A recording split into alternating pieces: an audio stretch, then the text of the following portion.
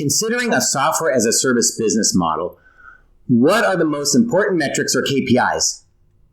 My name is Andrew Johnson, and I provide content to help business leaders improve their marketing efforts.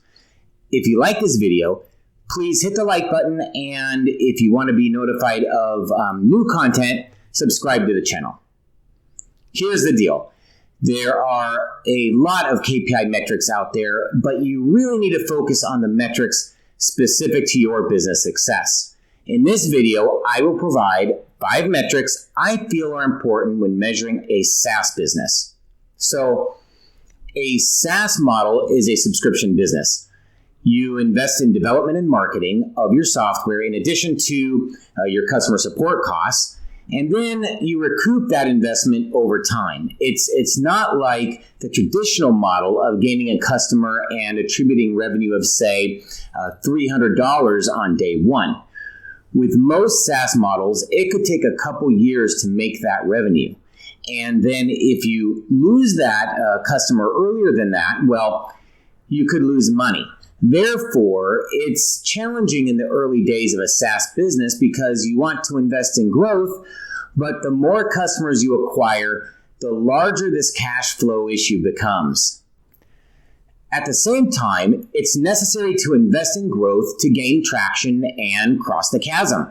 So, as a startup, you must look at these metrics with an eye on cash flow, growth, and customer retention. If you're not a startup, you need to still look at these same things, but cash flow may not be as critical for you. To start with, I'd like to consider monthly reoccurring revenue. If you are mostly signing annual contracts with customers, then you can also consider, or in a replacement of monthly recurring revenue, you can consider annual recurring revenue. This is basically the amount of revenue you should expect each month or year based on subscriptions. Ideally, this number is increasing each month. And so that leads us to number 2, which is churn rate, or in other words, the percent of customers leaving each month as a percent of your total customers.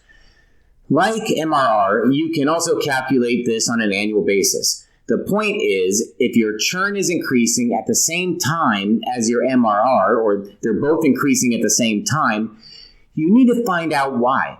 It could be your product, your service, or some other factor, but you can't keep your eyes on growth without watching the back door, right? So number 3 here is customer acquisition costs, which is just the approximation of expenses used to acquire a new customer. It's calculated by dividing the sales and marketing expenses by the total number of new customers during a period. When calculating this, a couple things are important. First, you must define what to count as a new customer. You may have different customer segments or products, and you may want to measure those differently.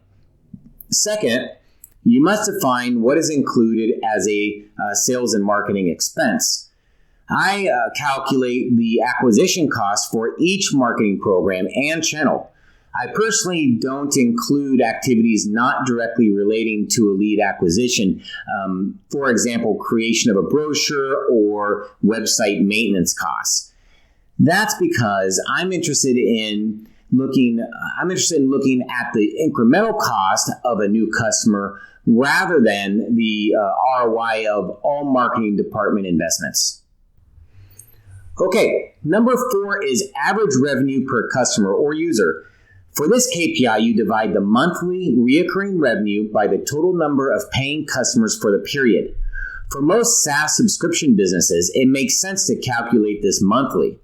Obviously, you don't want to spend more supporting your customer than the revenue you achieved by attaining the customer. This metric also allows you to set new revenue goals and develop ways to improve revenue by gaining a greater share of your customer's business. For example, through things like add-ons, new pricing tiers, upgrades, and just really focusing on higher value customer segments.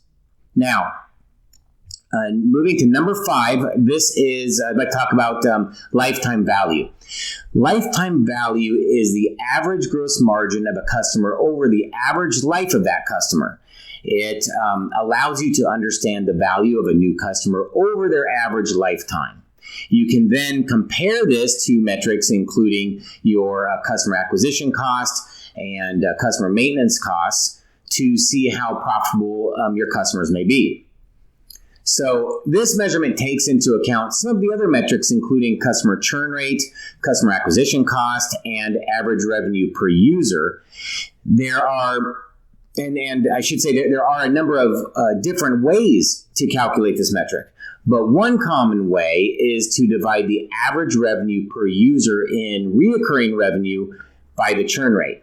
So, for example, if your ARPU is $20 and the churn rate is 5%, then your estimated lifetime value is $400. So now at this point, we've reviewed 5 important KPIs for SaaS businesses.